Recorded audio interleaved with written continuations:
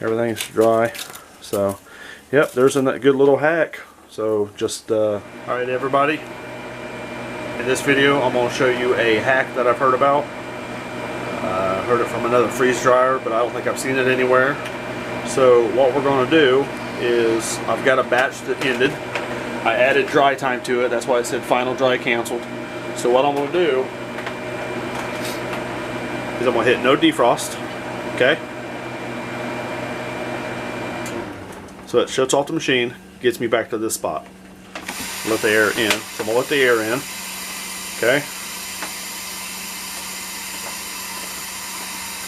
And what I'm going to do is, instead of letting this defrost, I'm going to bypass the defrost and leapfrog another batch right into it. So get the air out a little faster. Take forever.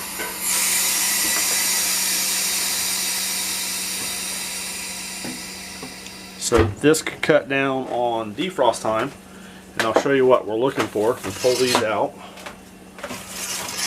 pass these off to my wife. These trays are warm. This is the garlic bread from another video.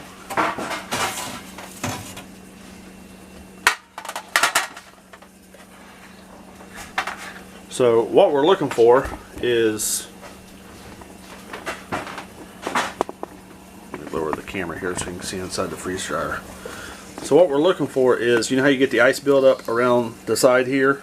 We don't want that to be real thick like this right here. I knew the garlic bread wasn't a high moisture item. So what I'm going to do is I'm just going to shove another batch in.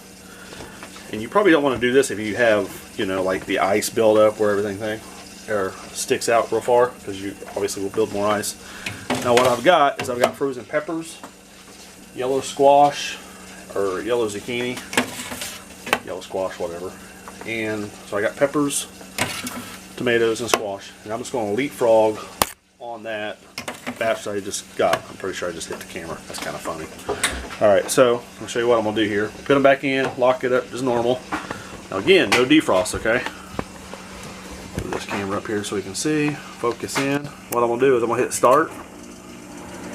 I'm going to hit frozen, because it was already frozen. At least this one was. Now it was at 112 degrees, so it'll bring it down. And I skipped the freeze drying or the defrost. Okay, so there's a hack.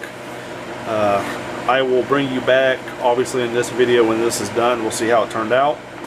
But there's the ice not very far out. This stuff has a lot of moisture in it, so the ice will probably be a lot bigger.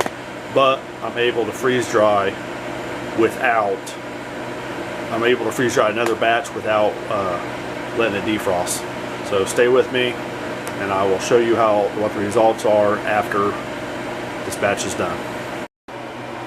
Alright everybody, that freeze drying process is done, and I don't know if you can see it, there's not a whole lot of ice buildup in there.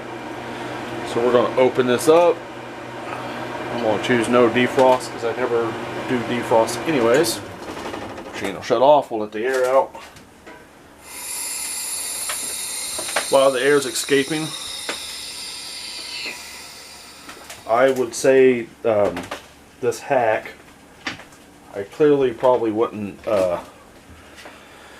I wouldn't do this more than like 2 batches back to back. I wouldn't try it for 3. Something else I would do is your first batch, make sure it's probably a lower moisture batch than your second one, because the second batch was vegetables, peppers, tomatoes, zucchini. Obviously probably going to be higher in moisture than the garlic bread that I did before. Something else I thought, you want to do light flavors, or flavors you don't mind, like, I don't really want to say contaminating, but it is. They're cross-contaminating.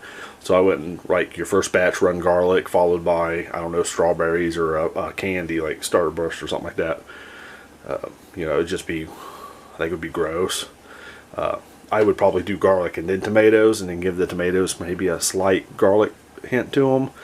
So yeah, you want the flavors to kind of be alike, but you don't want them to be, you know.